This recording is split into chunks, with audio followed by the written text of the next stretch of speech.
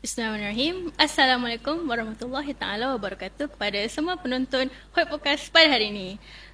Harapnya semua yang menonton dalam keadaan yang baik dan sihat sejahtera, dan untuk semua yang berada di set juga.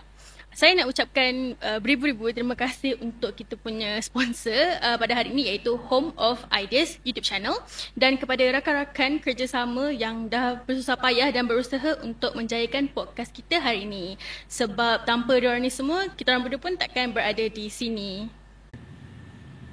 Okay viewers semua, jangan lupa tekan button like on our podcast video, and jangan lupa untuk subscribe channel Home of Ideas and turn on bell notification supaya bila Home of Ideas channel upload sahaja video, korang terus boleh tengok. Okay, so hari ni, cerita kita hari ni, kami telah bawakan seorang tetamu yang khas, seorang tetamu yang sangat istimewa dan telah kami tunggu-tunggu, iaitu Dr. Muhammad Zahid bin Abdul Rahman. Ya, terima kasih. Okay, so sebelum kita bermula dengan agenda podcast, kita nak soalan-menyoalan ni sekejap lagi. Saya nak brief sikit lah tentang biodata Dr. Zahid. Okay, so nama diberi adalah Dr. Muhammad Zahid bin Abdul Rahman, dan Dr. telah pun berkhidmat di USIM selama 3 tahun. Doktor juga berasal daripada Kedah, dan Doktor merupakan seorang keluaran stam di Maktab Mahmud Al-Star Kedah. Okay, jadi sebelum kita nak sambung lebih lagi tentang biodata ataupun cerita tentang kisah hidup Doktor, saya nak tanya, betul ke info-info yang saya cakap tadi tu sahih ke ada hoaxnya Doktor? Dia kadang-kadang, Assalamualaikum warahmatullahi wabarakatuh, ada sedikit tambahan lah. Sedikit tambahan. Kalau nak diikutkan, memang saya asal daripada Kedah, Al-Star Kedah, dan sekolah di Ma'hadil Mahmud ataupun Maktab Mahmud Al-Star. Habis saja SPM, saya sambung STAM juga. Pada masa yang sama, dapat tawaran ke Darul Quran JAKIM dalam bidang tahfiz wal qiraat. Ada dua benda, nak sambung tingkatan 6 ataupun nak sambung diploma. Maka saya pun pergilah sambung diploma di Darul Quran JAKIM. Cuti semester, tiba-tiba kena dengan time exam untuk STAM. Balik ambil STAM sekali. Waktu tu kita pergilah rumah sewa, belajar dan sebagainya, berasap lah kepala tu. Kan? Nak tanya kawan ni masuk mana, hafal. Alhamdulillah lulus lah juga. Kan? Jadi habis kepada Darul Quran dalam bidang tahfiz wal qiraat, yang mana ketika itu memang kosong hafalan. Yang masuk di situ pun kalau nak diikutkan ada yang dah hafal Quran. Bila ditanya kepada kawan-kawan kita, kenapa datang ke sini sedangkan dah hafal Quran? Maka dia orang jawab, kami datang sini untuk ingat balik Al-Quran yang kami hafal. Cumanya bila kita nak hafal Quran ni, dia kena ada suasana. Kalau tak ada suasana ni, kita nak hafal pun tak boleh. Contoh, di Darul Quran ni dia ada satu masjid dengan tasik dan sebagainya kan. Bila seorang tu dah hafal Quran, orang lain jadi semangat, bunyi macam lebah. Kita pun asyik ni, lenggok. Orang tu lenggok lagi kuat, kita lagi kuat. Dia macam tu. Betul.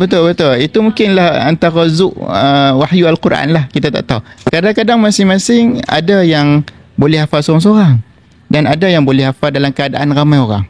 Ada terpulang pada keadaan tertentu. Cumanya bagi saya suka hafal dalam keadaan ramai. Antara waktu yang fresh untuk kita hafal Quran, sedikit lah info, waktu maghrib sampai waktu isyak. Kemungkinan kita boleh dapat 1 juzuk. Itu waktu fresh. Selepas tu untuk ulang je dan sebagainya. Selepas habis Darul Quran, saya sambung di USIM, bidang sunnah dengan pengurusan maklumat. Kan lebih kurang 2007 ke 2008 saya masuk.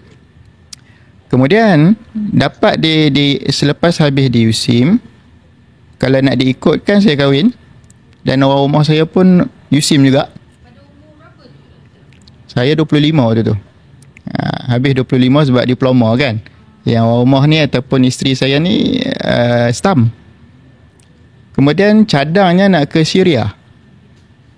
Cadang nak ke Syria dan kita dah terjemah sijil, kita dah beli tiket flight dan sebagainya. Tiba-tiba Syria bergolak. Burn macam tu. Saya telefon pihak pelajar kat sana, macam mana boleh ke Syria tak? Tak boleh lah. Maka plan B, kahwin sebab nak belajar. Alasannya. Alah, dia murah lah sikit kan. Alasan dia tu teknik dia. Kemudian bila nak ke Syria tak boleh, plan B, saya kena mengajar dekat Kuala Lipis Pahang, kampung dusun. Bukan cerita Piramli punya, memang ada kampung dusun. Dikatakan ada Mahat Tahfiz kat situ. Dengan bayaran gaji ataupun upah 1,500. Pengajar. Bila kita tengok siapa murid kita tu, ada 2 orang je student. Tidak ada bangunan, hanya ada masjid. Dan saya ditugaskan untuk mengajar warga mas. One. Warga mas, bukan. 2 orang tu yang student biasa. Yang saya ni ditugaskan untuk mengajar warga mas. Ada yang umur 80 tahun, ada yang dah meninggal pun ada dah. Allah. Jadi saya mengajar kat situ dan kalau ikut di USIM ni malu. Nak bercakap pun malu. Tapi di situ bila kita dah terikat, kita mula berani bercakap. Mengajar warga mas, atau kitab pertama yang saya ajar adalah Bidayatul Hidayah. Dengan tafsir Al-Quran lah. Jadi wan kat situ, kalau nak mengajar warga mas ni, kita mengajar sikit, wan tu akan cakap banyak. Selalunya macam tu. Dia tak macam budak-budak dan sebagainya, tapi seronok untuk kita mengajar warga mas. Dan sampai hari ni saya mengajar lagi di Kuala Lipis Pahang, di Felda dan sebagainya. Balik tiap-tiap bulan, sebulan sekali mengajar kat sana. Turun Padang. Kemudian dapat tawaran untuk sambung mengajar di UiTM Macang, Kelantan. Di UiTM Macang, Kelantan, jadi sebagai pensyarah part-time, full-time, ataupun orang panggil hari ini PTFT. Kerja full-time, gaji part-time. Itu maksud dah. Antara yang saya mengajar adalah pengurusan maklumat Islam, sama macam kita SPM, Sunnah Pengurusan Maklumat, akidah Islam dan sebagainya, lebih kurang dalam 4 tahun. Gaji 1,800, guna ijazah. Potong KWSP 1,650, ingat lagi. Kan? Alhamdulillah dapat tawaran pula untuk sambung belajar master dan PhD. Saya dan isteri saya. Sama-sama. Di tempat yang sama, di UM Nilampuri. Waktu tu dia buka untuk buat master. Jadi saya pun duduk di UiTM Macang, sewa rumah pun RM250 je sebulan. Sampai kat sini 800, 1,000. Ya, betul kan? Mahal. Kiranya kos sara hidup di Kelantan memang murah. Boleh hidup lah, boleh survive. Dan sambung belajar di UM Nilampuri, yang mana dia ada mixed mode, yang ni ada coursework dan ada research. Kelas dia hari Jumaat dan Sabtu saja, tak mengganggu pekerjaan kita. Jadi kami pun berpakat nak menulis waktu mana. Saya pagi, isteri waktu malam, dan sebagainya lah. Kena pakat-pakat, ada seorang anak lelaki waktu tu. Maka bila saya belajar ni, ada anak master ada, anak PhD ada, anak kerja pun ada. Dia ada macam-macam kategori lah. Dan Alhamdulillah, habis saja. Boleh pergi ke ni? Habis saja di UM Nilampuri, yang mana saya buat tajuk lebih kurang analisis pemakanan dalam kitab Syama'il. Saya ganti kaji tentang potential hydrogen, pH. pH. Sambung kemudian dalam beasiswa USIM ni, dia kata dia kena sambung di antara 200 universiti terbaik dunia. Tapi USIM, dia punya syarat dia sama ada master ataupun PhD, kena sambung di luar negara. Salah satu lah. Satu di Malaysia, satu di luar negara. Tapi nak masuk di luar negara kena 200 universiti terbaik dunia. Jadi duk fikir-fikir lepas habis master ni, ingat nak pergi Birmingham ke UK dan sebagainya, nak adjust lah. Tiba-tiba bajet kena potong. Kena sambung dalam negara. Saya nak sambung kat UM juga, tiba-tiba kena sambung di USIM. Jadi saya sambung dulu, baru isteri saya sambung. Saya ambil lebih kepada mental health, kesihatan mental, yang saya kaji pasal OCD dengan was-was. Macam mana solusi dari segi bentuk holistik untuk kita rawat was-was ini dari segi Al-Quran, hadis dan psikiatri. Dan saya juga ada buat pemerhatian kepada pesakit OCD di klinik pakar USIM. Sebab salah seorang SP saya adalah psikiatri. Okey. Habis di situ, maka berkhidmatlah di USIM. Berapa? Waktu konvo tu, pagi. Sesi petang tu temu duga untuk masuk di USIM. Macam mana perasaan? Berdebar tu. Kita konvo kita nak gembira kan. Tapi bila-bila tengok-tengok, anda dikehendaki temu duga pada waktu petang sekian-sekian. Oh, kalau nak study dan sebagainya kan. Sebab dalam temu duga ni dia akan cakap mungkin bahasa Inggeris, mungkin bahasa Arab, mungkin bahasa Melayu dan sebagainya. Berdebar-debar tu ada. Kita pun kadang-kadang nak ambil lesen mandu pun waktu antara yang berdebar-debar temu duga. Benda-benda macam tu rezeki yang Allah bagi kan. Betul. Kenapa kita dapat benda-benda macam Betul. Kadang-kadang rezeki anak kan. Saya dapat interview untuk slide ataupun temu duga untuk beasiswa ni pun mungkin rezeki anak. Isteri saya mengandung waktu tu. Anak bersalin lah waktu tu. Jadi sebab tu saya kata ada anak ijazah, anak master, anak PhD dan anak kerja. 4 hero di rumah. 4 hero. Nak kawal macam mana tu. Dan hari ni Alhamdulillah sama-sama bekerja di USIM dalam jabatan yang sama. Cuma berlainan dia punya kajian lah. Kajian rumah saya ataupun isteri saya lebih kepada warga emas. Saya pula lebih kepada mental health. Itu serba sedikit lah. Tapi saya bermula daripada bawah lah. Kiranya kalau kata saya duduk di Kelantan dulu, memang tak ada tilam apa, toto je. Motor je ada. Saya ulang alik UiTM Macang naik motor. Dari Macang ke UiTM Macang. Dari Labuk. Ada. Dalam lebih kurang dalam 15 km. Okey lah, jauh-jauh lah. Saya pakai kancil. Kan? Kita bermula daripada bawah. Tak malu, tak payah malu. Janji tidak ada hutang. Maka kami habis UC memang tak ada hutang. Lega kalau tak ada hutang. Kan? Kalau kita ambil PTPTN keluar macam-macam kan hutang dan berganda. Itu antara pengalaman lah. Cuma bila orang bagi beasiswa ni kita kena nafkahkan diri kita, bagi percuma jugalah. Kan? Itulah yang punya azam kami lah. Wallahualam. Okay, so kita dah kenal serba sedikit, dah kenal-kenal kan dengan guest kita. So sekarang kita akan reveal tajuk podcast kita pada hari ini ialah Uncovering the Effectiveness of Quran, Studying Quran and Sunni. So kita nak explore lagi, nak tahu banyak lagi info tentang keberkesanan belajar Quran Sunnah kepada mahasiswa USIM. Jadi seterusnya saya akan serahkan kepada Atira. Dia akan mula tanya soalan-soalan yang kami dah kumpul khas untuk tetamu kita pada hari ini. Okay, so bila kita sebut balik tajuk kita kan, Uncovering the Effectiveness of Studying Quran and Sunni. So mula-mula saya nak tanya dekat doktor, macam boleh tak doktor cerita sikit tentang latar belakang objektif fakulti FPKS ni, Fakulti Pengajian Quran dan Sunnah ni, macam bila dia ditubuhkan, objektif dia, visi, misi dan juga senarai program yang ditawarkan dalam kita punya FPKS punya fakulti ni. Okey, terima kasih. Soalan tu fakta. Kalau nak baca panjang. Kan? Kalau nak diikutkan Fakulti Quran Sunnah ini lebih kurang 2000-2001. Kita bermula di Pandan Indah. Ketika itu, Pandan Indah. Saya punya ni waktu 2007 ataupun 2008 dah pindah dah di sini. Waktu tu dah jadi USIM bukan QUIM. Maka Fakulti Quran Sunnah, Fakulti Syariah dan Fakulti Kepimpinan dan Pengurusan antara fakulti yang pertama lah di USIM, antara fakulti yang lama. Sebelum ini Fakulti Quran Sunnah dia share ataupun orang kata berkongsi tempat dengan FSU. Situ kami akan bila berkongsi ni kelas malam banyak lah. Habis padat keluar tu masuk, keluar ni masuk dan sebagainya. Bila fakulti baru Quran Sunnah yang ada Quran di atas dia tu, lega lah. Kemudian kena berkongsi pula dengan bahasa utama.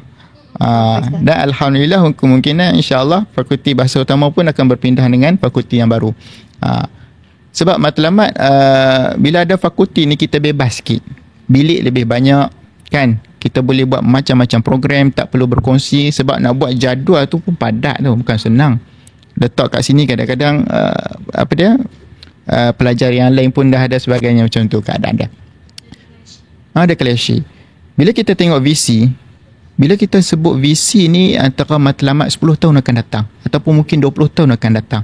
Misi, benda untuk kita capai, macam mana nak merealisasikan visi. Itu misi. Maka bila kita tengok visi dia, memartabatkan Quran dan Sunnah sebagai roh kecemerlangan ilmu dan insan. Roh ni kalau kita nak kata dia punya insan, dalaman hati dia. Macam mana orang tu nak kata insan, manusiawi, bukan kebinatangan. Kemanusiaan tu kena ada. Dan kena ada dari segi bentuk ilmu. Itu dari segi visi. Bila kita sebut misi bertekad menjadi sebuah fakulti yang kehadapan dalam bidang pengajian Quran dan Sunnah bagi menyelesaikan isu-isu masyarakat dan Islam. Sebab itu bagi kita di fakulti, tak kiralah student ataupun pensyarah, apa-apa saja isu baru, kalau boleh ke hadapan. Kan? Kena rot. Kalau tak betul, kata tak betul. Kalau yang kita tengok hari ini, Dr. Sanusi lah. Bahagian-bahagian orientalis, bahagian-bahagian hak-hak wanita yang kadang-kadang tukar sistem Islam dan sebagainya lah. Lebih kurang macam tu lah. Kemudian dari segi objektif banyaklah menawarkan program pengajian yang kompetitif di peringkat kebangsaan dan antarabangsa. Sebab kalau kata hari ini USIM nak ke hadapan dah dalam peringkat global dan dah masuk dalam ranking universiti terbaik lah, antara universiti terbaik di dunia. Melahirkan modal insan yang menguasai cabang bidang Quran dan Sunnah dan memilih kemahiran insaniah sesuai dengan tuntutan semasa. Jadi kadang-kadang dia tak kata pun kena kerja tempat-tempat yang ada agama dan sebagainya. Terpulang. Kadang-kadang kita dah berdikari dah, kita dah ada asas agama dah, terpulang kepada anda. Nanti kita akan bicarakan tentang skop pekerjaan nanti, insyaAllah. Okey. Ada lagi soalan? Okey. Jadi soalan seterusnya, saya nak tanya dekat doktor. Saya ada seorang kawan ni, dia pernah apply course dekat USIM. Lepas tu, dia dapat peluang sambung dalam bidang FQS.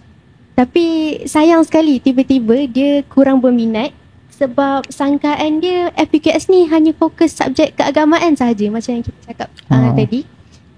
Jadi boleh doktor bagikan pendapat doktor sedikit sebanyak? Okey, baik. Kalau nak diikutkan, kita ni ada 5 program ataupun kita panggil 5 program yang wajib lah bagi Fakulti Quran Sunnah. Walaupun bumbung ataupun payung dan Quran Sunnah, cabang-cabang dia tu ada. Antaranya Fakulti Quran Sunnah ataupun program Quran dan Sunnah Studies. Okey, itu standard biasa. Kemudian Quran dengan multimedia. Bila sebut dengan, bermaksud Quran itu major, multimedia itu minor. Sebab tu dia tak sebut dan. Tetapi kalau Quran dan Sunnah, dua-dua major. Oh, macam tu. Macam tu keadaan dia. Sunnah dengan pengurusan maklumat, Sunnah itu major, pengurusan maklumat itu minor. Jadi kalau nak jadi pustakawan, tak boleh. Kena sambung master. Dalam bidang tu baru boleh. Sama juga kalau nak jadi kreatif multimedia dan sebagainya, kalau nak jadi pensyarah dan sebagainya, tak lengkap lagi. Kena upgrade lagi. Mungkin kita kena ambil CJ ke diploma ke ataupun master untuk melengkapkan bidang itu. Dia sekadar untuk kita nak bagi asas dulu. Dia tak cukup jangan kredit kalau nak diikutkan. Nak menjadi multimedia designer dan sebagainya yang hebat-hebat dan sebagainya. Yang ketiga adalah qiraat. Antara yang terbaru lah hari ini. Dan syarat dia kena ada diploma tahfiz wal qiraan. Tahfiz qiraat dan sebagainya lah. Dan Alhamdulillah baru-baru ni batch pertama qiraat dah graduate dah. Antaranya Amar Mukhlis kena itu daripada graduan kita daripada qiraat. Dan yang terakhir adalah Quran dan Sunnah dengan kerjasama Darul Quran. Cuma beza dia orang ni belajar bukan di sini tetapi di Darul Quran Jakim. Selama 3 tahun, bukan 4 tahun macam kita Quran Sunnah, Sunnah pengurusan maklumat, Quran multimedia semua 4 tahun. Tetapi dia orang 3 tahun beserta dengan allowance. Tetapi syaratnya kena hafal Quran dan kena ada diploma tahfiz. Itu syarat dah. Tetapi bila duduk di Darul Quran kalau Jakim tu seronok lah. Dia aman, damai, tenang nak hafal Quran. Environment tu okey. Tapi bila dalam orang kata pengajian-pengajian mungkin agak kurang lah. Pengajian ni maksud dia program tu. Program tu mungkin banyak untuk diploma. Kalau kita sini banyak program A, B, C dan sebagainya, kita boleh explore. Di luar pun banyak. Conference kita boleh keluar dan sebagainya. Itu antara program yang ni. Jadi okey ke? Terjawab ke? Terjawab. Okey, terima kasih banyak doktor untuk jawapan daripada persoalan yang doktor dah rungkaikan tadi. Okey, so saya tanya seperti mana yang kita tahu kan ada subjek multimedia dalam FPQS. Jadi macam contohnya macam subjek database apa semua tu. Jadi dalam subjek-subjek yang wajib program ni adakah dia turut mengaplikasikan Quran Sunnah dalam silibus-silibus subjek ni? Jadi maksudnya ada juga. Okey, sebelum saya jawab benda ni, kita kena faham dulu, di universiti dia ada 4 benda kursus. Yang pertama, kursus wajib universiti. Semua student tak kira fakulti kena ambil subjek tu. Kemudian, kursus wajib fakulti. Tadi wajib universiti, ni wajib fakulti. Seluruh program-program yang kita kata 5 tu, wajib kena ambil subjek tu. Yang ketiga, kursus wajib program. Yang bila kita sebut program inilah yang multimedia dan sunnah pengurusan maklumat. Wajib program. Program yang khusus untuk dia. Dan yang keempat adalah elektif, pilihan. Pilihan.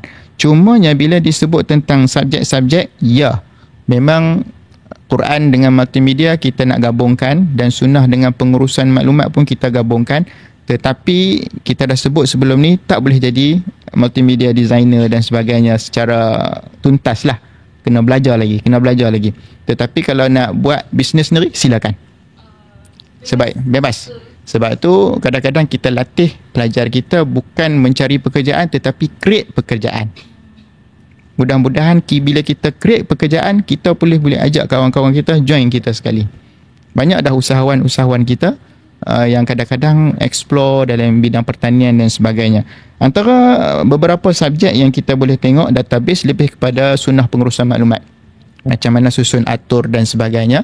Kita juga belajar graphic designer. Sebab kepakaran kita di Fakulti Quran Sunnah, kita bergabung dengan FST, Sains dan Teknologi. Bila kita bergabung dengan pensyarah kepakaran dalam sains dan teknologi, maka diorang ada ajar bahagian-bahagian ataupun program-program tertentu kepada kita. Untuk apa? Sebab kita tidak ada kepakaran kesemuanya. Setakat ni, yang bidang database ataupun yang Quran multimedia ataupun dengan pustakawan, hanya 2 orang je di USIM sekarang ni. Di Fakulti Quran Sunnah. Ini Dr. Hafizuddin dengan Dr. Nadia.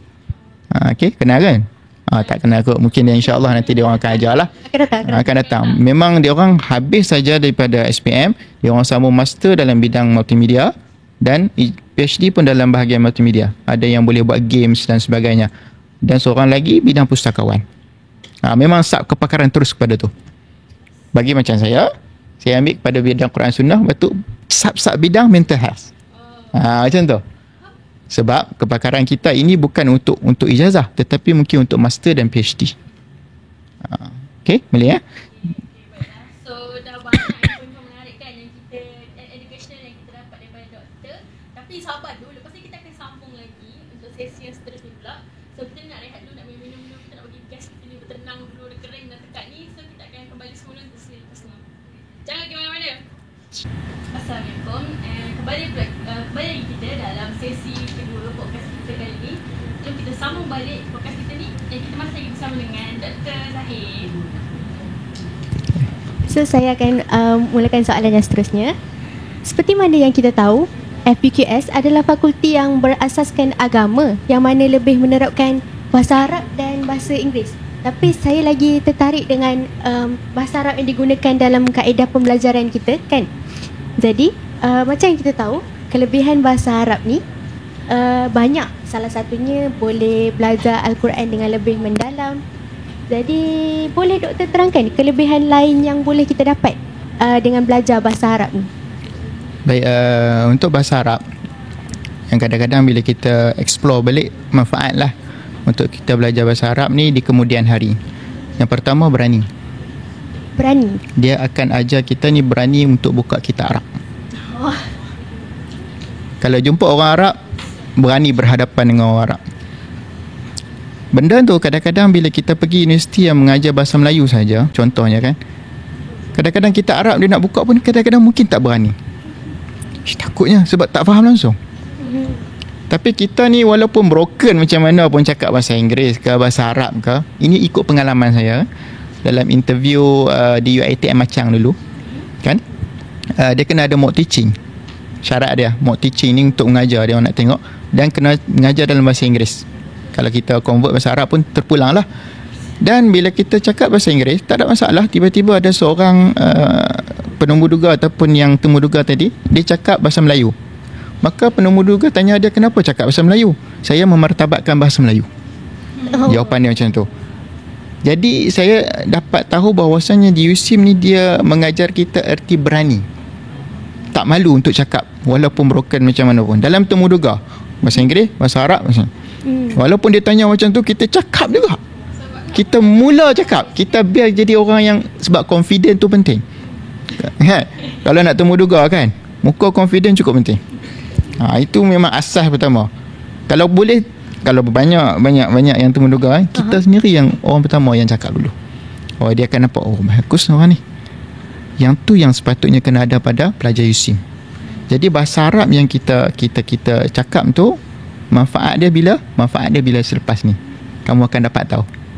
Wallahualam, sedikit kan. Tak perlu banyak. Seterusnya pula saya nak korek lagi di dalam kita FPKS ni. Saya nak tahu tentang aspek kerjaya pula. Macam kita dah bincangkan sebelum kita nak sambung tentang kerjaya pula. Jadi kita nak tahu dalam aliran Quran Sunnah ni, nanti pada masa akan datang, kemana arah tuju graduan-graduan USIM yang sambung dalam bidang FPKS ni? Apa yang diorang boleh buat? Baik, dia ada 3 pilihan. Sama ada kita nak kerja yang kerajaan, swasta, ataupun buat bisnes sendiri. Ada ikut pengalaman alumni SPM kita, Sunnah dengan Pengurusan Maklumat. Dulu waktu zaman PKP dia kerja biasa-biasa swasta, kena pecat. Dan dia tak pundah putus asa. Dia buat bisnes tanam nanas. Dia buat research. Mungkin dengan sebab dia belajar di PKS dan sebagainya, dia belajar buat macam mana. Kenapa nanas, dia kata? Sebab nanas ni mudah tumbuh, payah nak rosak. Dia boleh minta kepada grant pejabat pertanian dan sebagainya, boleh dapat. Dia boleh cagar tanah. Bukan cagar tanah, orang kata apa? Ambil tanah kerajaan. Setahun RM250 je. Untuk macam Bayaran. Murah kan? Setahun. Maka dia tanam nanas, pendapatan dia lebih kurang sebulan RM70,000. RM70,000. Dengan modal RM250. Bukan, dengan yang setahun tu. Tetapi kadang-kadang kerajaan ni dia nak tengok hasil dulu.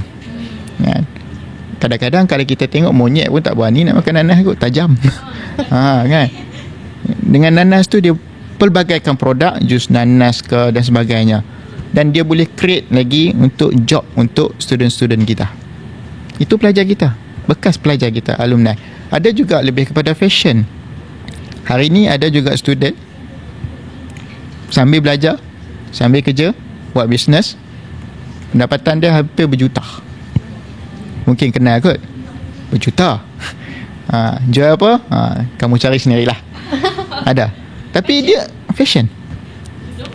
Tak pasti. Cari sendiri. Ada. Kadang-kadang ada dalam kalangan kita ni, dia buat bisnes part time dan sebagainya. Sebab di USIM ni, konten itu kita dah ada dah. Kita tahu bahawanya konten ini sesuai untuk agama. Kan?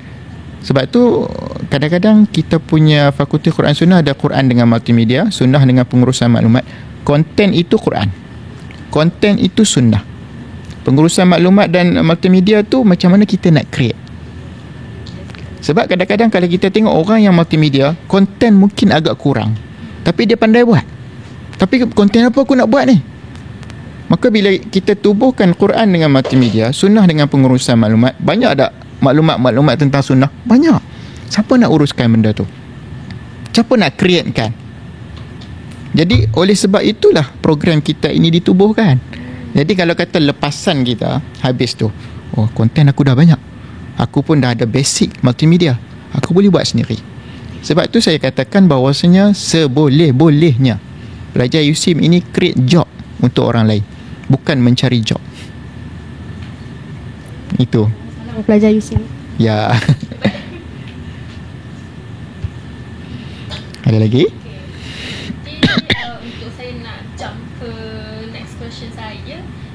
ni tentang tentang masa kini punya situasi lah. Okay, seperti mana yang kita semua tahu, generasi zaman sekarang ni diorang macam lebih tertarik nak jadi content creator, nak jadi influencer ke social media, TikTok dan sebagainya. Dan diorang beranggapan yang belajar ni membazir masa, macam tak dapat untung dibandingkan dengan nak jadi content creator apa semua tu. Jadi bagaimana dengan pendapat doktor tentang pernyataan ataupun spekulasi isu ni? Doktor ada apa-apa nak cakap? Saya bagi contoh Khairul Amin lah. Kan? Konten juga kan? Dia belajar mana? Ijazah kan? Dia ada kerja tempat lain dulu sebelum dia jadi konten. Bermaksud dia menimba ilmu dulu.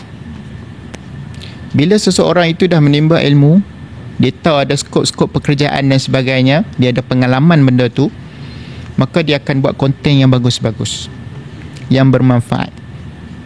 Tak salah kalau nak buat konten dan sebagainya, tetapi pastikan konten itu bermanfaat.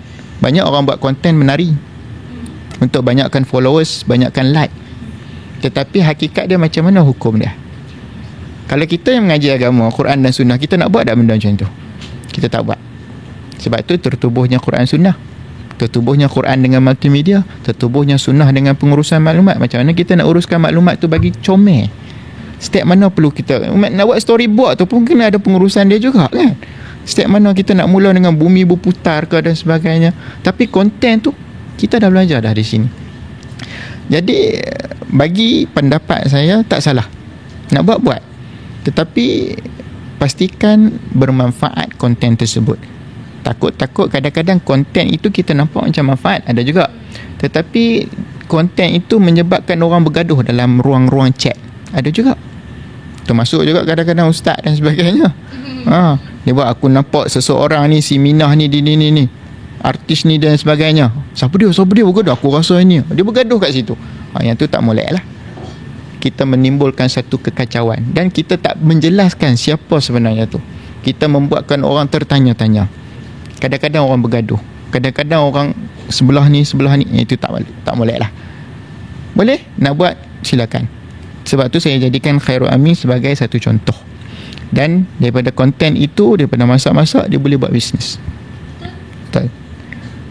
Dan dia ada bisnes, dia boleh create job. Bila dia boleh create job, apa dia punya aset dia?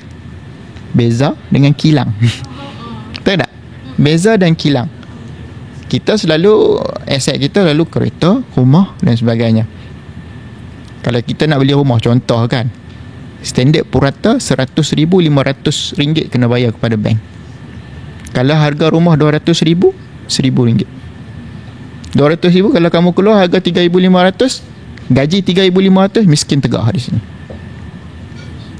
Nak bayar kereta Honda lah kan, rumah dan sebagainya. Jadi konten itu tak ada masalah, silakan lah, bagi pendapat saya lah. Wallahualam.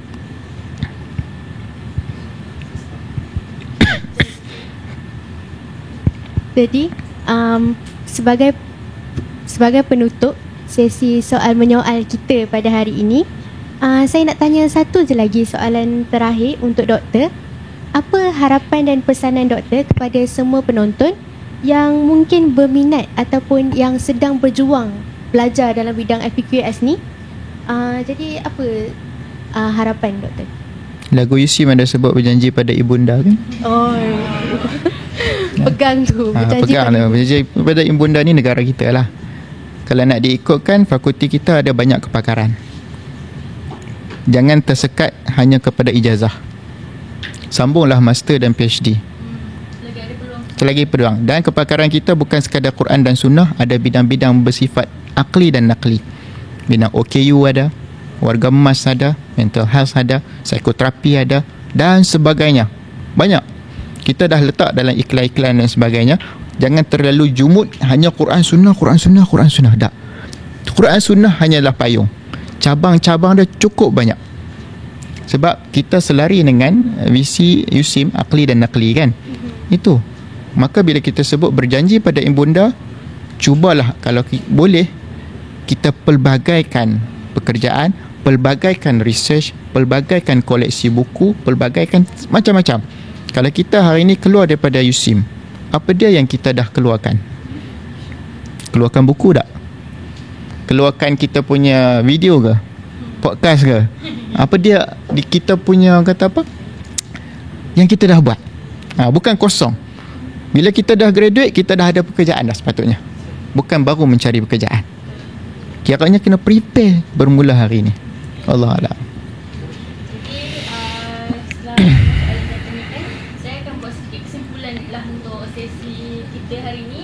Kepada yang dah dapat peluang untuk sambung belajar dalam bidang FPQS ni, janganlah sia-siakan peluang yang korang dah dapat tu. Sebab banyak sangat kebaikan, manfaat, impact positif yang kita boleh dapat berdasarkan apa yang dah diceritakan panjang lebar tadi oleh Dr. Zahir. Bidang FPQS ni bukan calon-calon bidang. Jadi rugilah untuk siapa yang dah dapat tapi drop, tapi tak nak explore, tak nak sambung sampai habis. Dengan berakhirnya kata-kata Atira sebentar tadi, maka tamatlah sudah sesi podcast kita pada hari ini. Kami semua di sini nak ucapkan beribu-ribu terima kasih, tanda syukur kepada Dr. Muhammad Zahir kerana sudi menjadi tetamu kami pada hari ini dan luangkan masa dengan kami berdua. Macam-macam info, pelbagai info menarik lah ya yang kami semua dapat pada hari ini. Alhamdulillah.